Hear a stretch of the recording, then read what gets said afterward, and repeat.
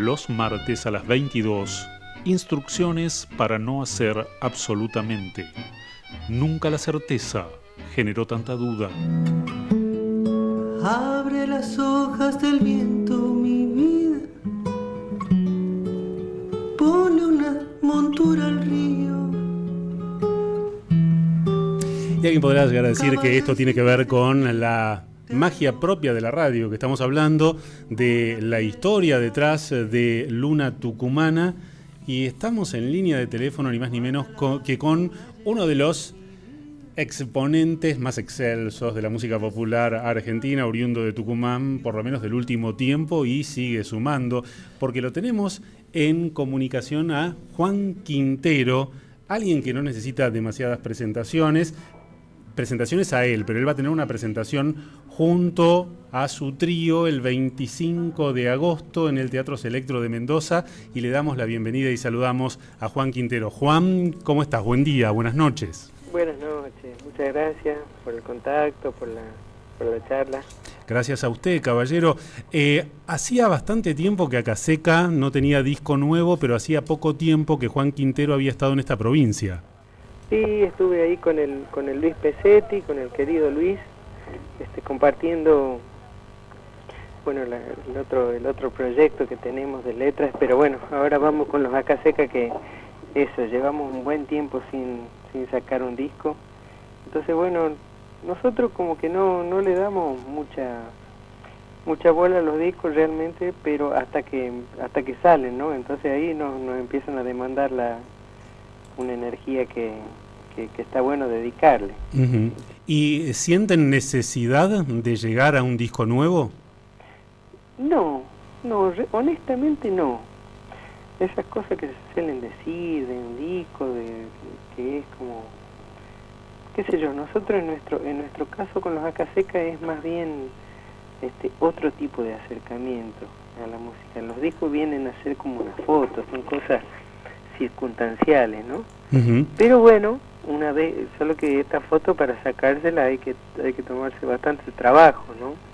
Entonces, claro, termina siendo toda una experiencia y un espejo del momento en que está. Bueno, un disco mueve muchas cosas. Uh-huh. Juan, y Acaseca se ha convertido en un proyecto que siempre está y que cada tanto se vuelve mientras ustedes hacen otras cosas. Sí. Ya, para mí la analogía más certera es la de la familia, ¿no?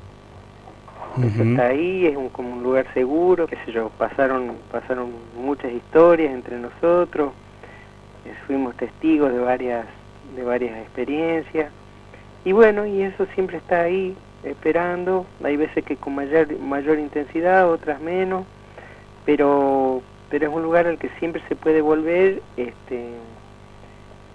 que como seguridad, ¿no? En un punto. ¿Y cómo son esas vueltas de Acaseca? Porque en la familia a veces en las vueltas un tío viene algo cambiado, se cruza con el yerno y la cosa no es la que era. ¿Cómo es en Acaseca? Me parece que esa es una de las magias de las convivencias musicales en general, ¿no? Digo, por eso también yo soy amigo de hacer proyectos con gente diversa, porque me parece que cuando uno establece un vínculo así como de afecto, y en la música también es muy palpable eso, uno se modifica con la presencia del otro, ¿no? Uh-huh. Entonces, eso es como una escuela constante en la que uno, bueno, vuelve con todo el bagaje que haya vivido, y eso lo modifica el que está al lado tuyo, te modifica a vos, y así vamos aprendiendo, ¿no? A hacer, espero que mejores músicos al menos, ¿no? Juan, ¿y cómo se ensamblan los proyectos y las experiencias y las búsquedas musicales de ustedes individualmente cuando regresan? cómo se ensamblan en cuanto a los tiempos, decís vos. No, en cuanto a que a lo mejor cada uno tiene por ahí búsquedas distintas y ese reencuentro de Acaseca se hace desde otro lugar y cuesta a lo mejor ensamblar esas experiencias o esas búsquedas particulares que hace cada uno. La verdad que tal vez tuvimos un poco de suerte en ese sentido, pero porque por ejemplo en Ventanas se dio también en un momento en que el Andrés estaba sacando su disco solista y también algo de eso se tiñó en el lenguaje de los Acaseca, pero me parece que se da así como en una cosa bastante natural, ¿no? Uh-huh. Tal vez porque a ninguno de nosotros en algún momento nos tocó el entusiasmo de decir, estoy escribiendo para orquesta, busquemos una orquesta, por ejemplo, que ese sería un caso como extremo, ¿no? Claro. Pero, o sea, siempre estuvimos, las cosas que probamos siempre estuvieron a nuestra escala, digamos, que es tocar entre nosotros con algún amigo. Entonces siempre fue como muy orgánico ese yo creo que se da más que nada en cosas muy sutiles de la música, que iba cambiando el repertorio muy poquito, ¿no? Uh-huh. Cosas por el estilo. ¿Y qué ofrece Trino para quienes vienen siguiendo la trayectoria de Acaseca? Trino, ¿por dónde anda? ¿Qué es lo que busca? ¿Qué es lo que muestra? Mira, a mí me parece lo primero, lo distintivo de Trino es que nosotros después de 19 años de tocar juntos, este es el primer disco que tocamos y que grabamos solamente los tres, que decidimos que el sonido sea de lo que generamos los tres nada más, porque siempre hubo un invitado, un clarinete, un bajo, algún pequeño ensamble. En cambio ahora está el sonido que está cuando nosotros ensayamos, que eso bueno es una premisa importante me parece a mí. Y después, bueno, el repertorio muda un poco, ya no son no hay un tinte tan folclórico como tenían tal vez los discos anteriores, sino que bueno, ahora se movió un poco a canciones tal vez más urbanas, si se quiere, ¿no? Uh-huh. Aunque bueno, qué sé yo sigo componiendo como me sale nomás. Esas son las que yo diría folclóricas, pero bueno, tampoco me gusta. Son canciones, ¿no? Claro, se simplifica un poco para el vivo, para las presentaciones, llevar adelante un disco que en la grabación están ustedes tres. No hay que adecuarlo luego al vivo, al no contar con esos músicos invitados que participaron de la grabación. Eso por un lado. Que si bien no, por ejemplo, nosotros en las otras participaciones que teníamos en los discos las solucionábamos bien en el vivo. Estaban, digamos que el disco era como un permiso que nos dábamos, sabiendo que ya sonaba la versión en trío. Pero esta vez, decidimos no darnos ese permiso en el disco, que es también, me parece que un buen límite como para decir, bueno, pasaron tantos años, el sonido, el trío es y nomás, ¿no? Uh-huh. Entonces, bueno, yo me parece un gesto que estuvo lindo para ordenar el laburo del disco. Claro. Juan, antes de seguir con la presentación de Acaseca, que va a ser el próximo 25 de agosto, acá en el Selectro, estábamos hablando más temprano de Luna Tucumana y de la composición que hay detrás. Yo sé que vos sos un investigador, docente universitario, además conductor televisivo, bueno, multifacético, Juan Quintero, y además oriundo de la provincia de Tucumán. Nosotros estábamos sorprendidos porque ignorábamos esta historia que da cuenta de que habría una autoría compartida de Luna Tucumana con quien fue pareja de Atahualpa Yupanqui. ¿Conocés esa historia? Y sí, y es parte así como de una como una especie de leyenda ahí, ¿no? De Nenet. Uh-huh. y que algunos dicen que era bueno para que entre en la obra social de Sadaik, otros dicen que era por esta cuestión machista de que las mujeres no podían componer, qué sé yo, y genera ahí unas controversias, ¿no? Claro. Pero bueno, a mí me gusta me gustaría pensar que era una... Primero que eso, saber que son fruto también de una mujer, como fueron frutos muchas de las músicas que nosotros amamos del folclore y están invisibilizadas, ¿no? Ujú. Entonces me parece que, bueno, en estos días más que nada es una buena oportunidad como para reflexionar eso, ¿no? Vos ves toda la obra folclórica, toda la obra artística desde mucho de ese tiempo, y las mujeres son como una especie de condimento chistoso, picaresco, si se quiere, ay, la cantorcita, y bueno, Ujú. hay que ver que eran un poco más que eso, ¿no? ¿Cuándo empezó a revertirse esa mirada del folclore hacia la mujer? ¿Con Mercedes Sosa o antes? No sé si empezó a revertirse, ¿eh? ¿Ah, no? No, me parece que ¿Continúa ese espíritu? nos falta bastante, ahora, bueno, empieza a haber como una conciencia más, pero Mercedes Sosa tuvo un peso y tuvo una cosa, pero eran como destellos aislados, digamos, ¿no? Ujú. Me parece que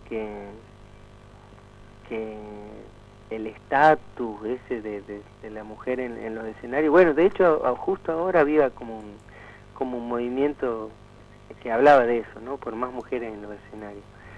Sí. Sí es más natural aceptar que por supuesto que una mina que canta hermoso y agarre la guitarra, pero creo que debemos ir un poco más profundo en ese sentido, y sobre todo en los ámbitos folclóricos que son muy de los hombres, ¿no? Sí, Claro. yo me sumo, buenas noches Juan, ahora Facundo, me sumo a esto que dice Juan, incluso en el sentido de la composición, que no es un dato menor, o sea, desde el momento en que parte una obra como puede ser la folclórica, yo creo que todavía tenemos muchas intérpretes en los escenarios, pero que incluso hay una barrera que es esta, la barrera de la creación, de quién hizo la obra, y hay muchísimas mujeres compositoras, pero quizás recién ahora se le está empezando a dar este lugar, el de compositoras, generadoras de proyectos, así que me sumo a esta reflexión, ¿no? que parte desde una necesidad de visibilizar a la mujer en el folclore, no solo como darle un lugar unos minutos en el escenario cantando quizás alguna canción, Sole, vení, cantate algo sino como tenemos mujeres compositoras, mujeres docentes, mujeres del folclore, ¿no? Así que bueno, solo quería sumarme a... Dale, sí. Por otro lado también, gracias por ahí por el pie ese que acabas de tirar, porque también me parece que lleva a una reflexión por ejemplo, una pequeña ilustración en las músicas camperas, digamos, las cifras, todo, ¿no? También se habla de toda una actividad que es sumamente masculina, el limpiar los caballos, digo, un montón de actividades que tienen que ver con el hacer del hombre en el coso. Y bueno, a lo mejor también está bueno ver qué pasa cuando una mujer cuenta su parte de la cosa, que bueno, serían tal vez, se va a otro lado, se van a otro lado las cifras, las cuecas, lo que fuera, digamos, y bueno, es un buen momento para estar abierto a otra mirada. Pensaba, Juan, que tal vez esto obedezca en un punto a una distribución geográfica. Históricamente el folclore nacía más bien de las zonas rurales y no de las ciudades, pero pienso que tal vez eso ahora se ha revertido notablemente, ¿o no?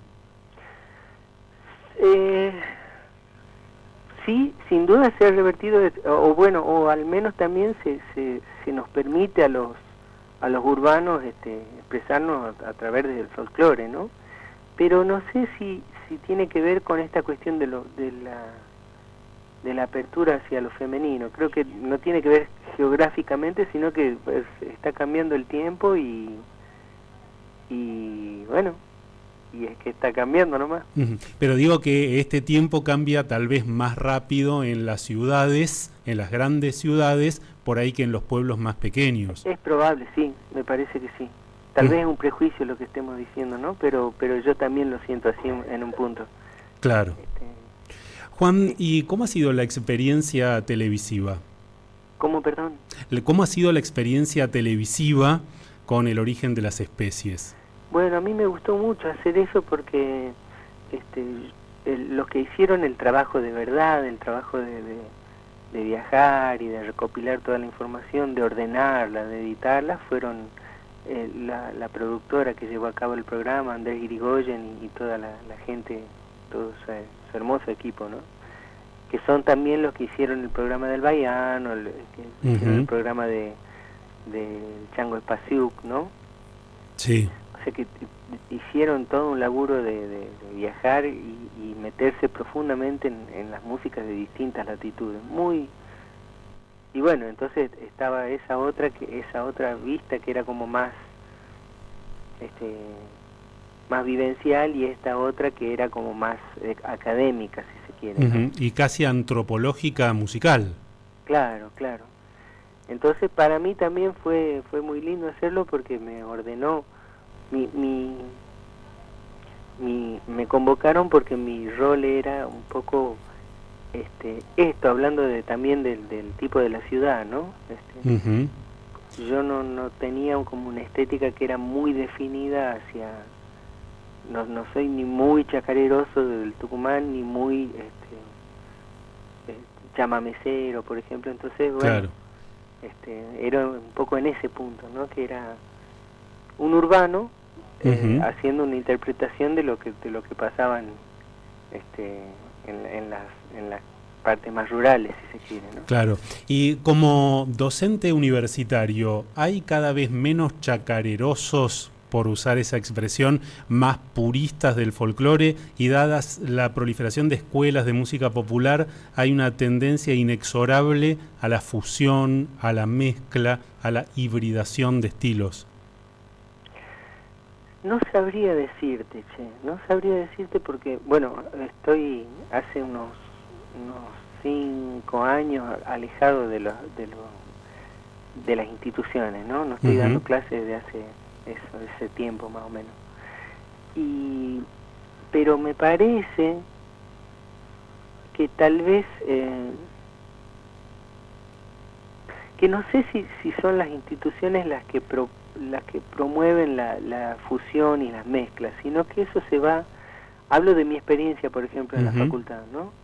Nosotros estudiábamos cosas que eran más bien el ir al centro de cada, por ejemplo, íbamos a la chacarera y no era la chacarera. En nuestra época estudiábamos las sonatas y todas esas cosas, pero estudiabas muy específicamente tal autor de tal época. Y con esa información nosotros salíamos y con los amigos hacíamos juntadas, hacíamos todas las pruebas que podíamos, y me parece que esa es un poco la dinámica de las instituciones, ¿no? Las instituciones hacen foco muy preciso en un lugar y los músicos se encargan de volcar eso en su experiencia de la vida con sus amigos, y ahí es donde se arma el de pelote. Claro, tal vez fomentar los intercambios. Claro, es que a mí me parece que ese es como la función primordial de las instituciones, de las escuelas de música y de las facultades. Es más bien casi que te diría una excusa para que todos se encuentren y pase lo que tenga que pasar, ¿no? Bueno, yo creo, Juan, buenas noches, Leonardo Martín te habla. Yo creo Perdón, ahí te estoy escuchando muy bajito. Ah, bien, ¿ahí me escuchas mejor? Ahí un poquito mejor, Bien. sí. Bueno, te decía, Leonardo te habla, ¿cómo estás? Buenas noches. Que justamente lo que a ustedes les ocurre con Acaseca es eso, en un ambiente educativo, se juntan, los tres se conocen en la Universidad de La Plata junto con Andrés y Tiki, y ahí empiezan un poco a experimentar y a jugar con lo que luego será Acaseca. Juan, me parece que lo hemos perdido. Estamos hablando con Juan Quintero, integrante de Acaseca, entre otros Hola, tantos ¿me proyectos. escuchan? Sí, Ahora sí, ahora ahora sí. sí te escuchamos, Juan. Ahí está. Espera. No, bueno, pero yo escuché lo que me decían, Sí. que pasaba eso con los Acaseca, ¿no? Que así fue la experiencia que nos formó a los Acaseca. Y nosotros, siendo alumnos de carreras diferentes, armamos este grupo. En principio, que no sabíamos que íbamos a hacer Acaseca, armamos el grupo para probar cosas que se nos iban ocurriendo a medida que íbamos aprendiendo cosas en las materias, ¿no? Ujú. Y sin embargo pasó el tiempo, aprendieron todas las cosas de las materias y acá tenemos a Caseca. Sí, muy contento. Y bueno, eso, ¿no? También una suerte, porque que pocas cosas, digo, hay cosas que uno hace mucho esfuerzo para que duren y duran lo que duren. Nosotros, bueno, tenemos la suerte de estar casi 19 años, ya prontito vamos a cumplir los 19, de seguir juntos, Ujú. de seguir juntos tocando, desde el cariño también, ¿no? Claro, y después iban a venir los premios, los reconocimientos, las distinciones, los viajes. Sí, llegaron todas esas, llegaron los encuentros, ¿no? También, más que nada, Ujú. muchos encuentros muy hermosos, que también vinieron de mano de los viajes. Yo te digo lo que una opinión que me parece de Acaseca Trío, que se mantienen en una misma línea, experimentando, pero siempre en la misma línea, porque hay muchas experiencias de músicos que surgen de lo que genéricamente podemos llamar música popular o folclore, y que más temprano que tarde terminan derivando sus carreras, ni bien ni mal, simplemente una derivación hacia otras músicas, tal vez atraídos por la industria discográfica, que poco tienen que ver con aquellos orígenes. Acaseca los mantiene. Y eso está bueno que lo digan ustedes, ¿no? Porque eso hablábamos, nosotros estamos como inmersos en el hacer, ¿no? Entonces cada tanto no tenemos el reflejo como de dar un paso atrás, ¿no? Uh-huh. y de ver algunas diferencias. Yo creo que son más notorios los cambios cuando los ve alguien de afuera, ¿no? Claro. Nosotros hay veces que nos preguntan y bueno, yo siento que en un punto estamos haciendo lo mismo. Yo sé que cambiaron cosas, pero seguimos los mismos, digo, ¿no? Uh-huh. Es un poco difícil percibir esos cambios con el tiempo cuando vos sos vos el que está cambiando. Claro. Pensaba, Juan, un poco ya para ir cerrando, y enormemente agradecidos de haber tenido este invitado en representación de Acaseca Trío, pero en representación de sí mismo, de la educación, de la experimentación y del folclore. Pensaba muchas cosas que es lo lindo que nos dejan las personas que, como vos, Juan, que nos hacen reflexionar, que qué suerte tendremos los mendocinos el 25 de agosto a las 21:30 en el Selectro, porque escucharemos un disco que no nació de la necesidad, de la urgencia, ni de la obligación de ningún manager ni nada comercial, sino del encuentro, porque escucharemos experimentación de amigos que se van, que se vienen, que se encuentran, que se reencuentran, que nos harán reencontrarnos en un escenario a todos, y pensaba que qué suerte que tenemos que encima estas personas sean ellos los que se consideren los afortunados y que nos hagan seguir viviendo discos, y que ni siquiera consideren a los premios, a los halagos como la excusa ni la razón de su carrera, sino nada más ni nada menos que la experimentación. Y que la música siga siendo la protagonista. Y que la línea sea esta, la experimentación, la reflexión, encontrarse entre amigos.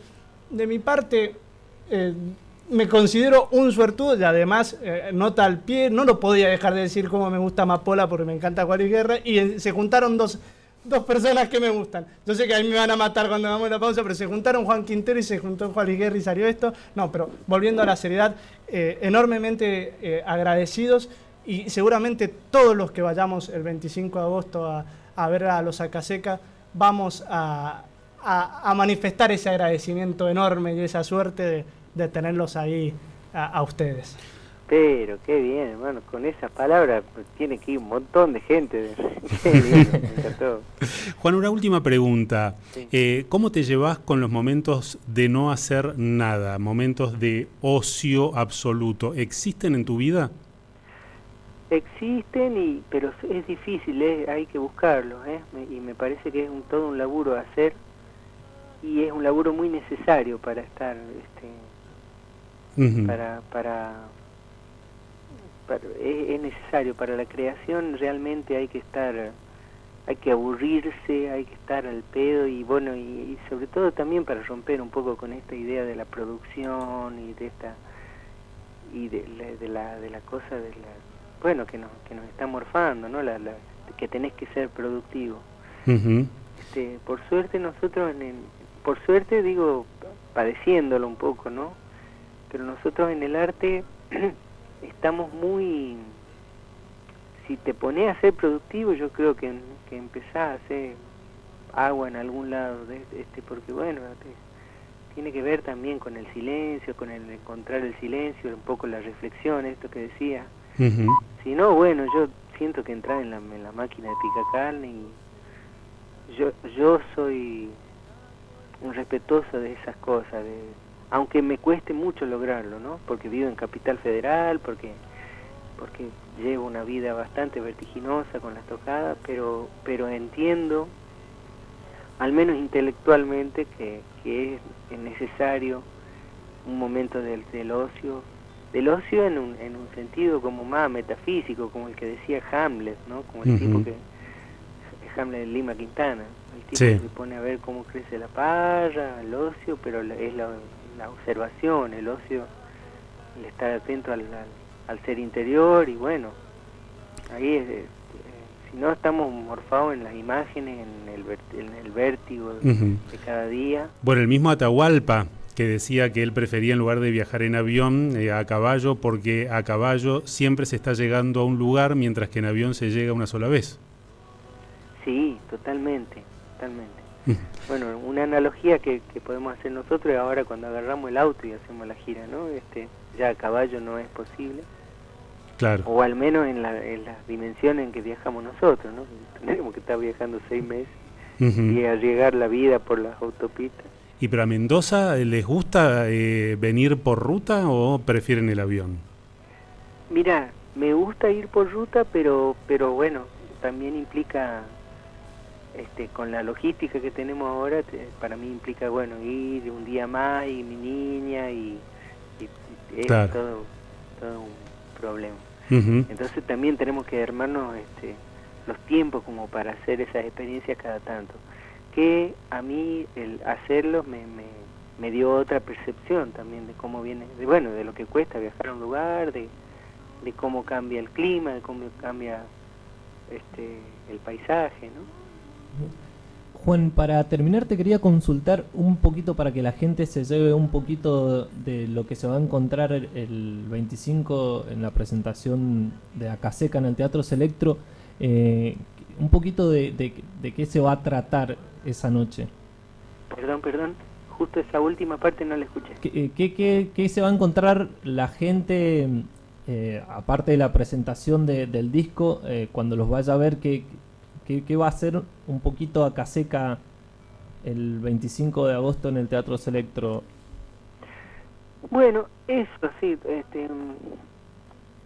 los Acaseca, los tres, en un estado en un estadio, y esto que se lo quiero decir, pero sin, bueno, es difícil que no suene un poco altanero, ¿no? Pero en un punto yo siento que estamos así como, bueno, con un camino de 19 años haciendo canciones, y si bien estas son las últimas que hicimos, siento que estamos así como en estado de cierta madurez en ese sentido, ¿no? En el de hacer estas canciones a trío. Después somos unos aprendices en muchos otros aspectos y que estamos explorando, pero bueno, eso siento que hay una cosa asentada en el hacer de las canciones de Acaseca. Entonces estamos de alguna manera festejando eso, ¿no? Que amamos este oficio, que somos dueños del oficio de tocar a trío, de compartir, que somos amigos, y que las canciones son hermosas y vale la pena siempre celebrarlas. Por cierto que sí. Juan, ha sido un placer grande tenerte estos minutos charlando con nosotros, y lo esperamos, caballero, junto al trío el próximo sábado 25 por aquí por Mendoza. Muchas gracias. Nos vamos preparando. Muchísimas gracias, muchachos. Un abrazo. Un abrazo, que estén bien.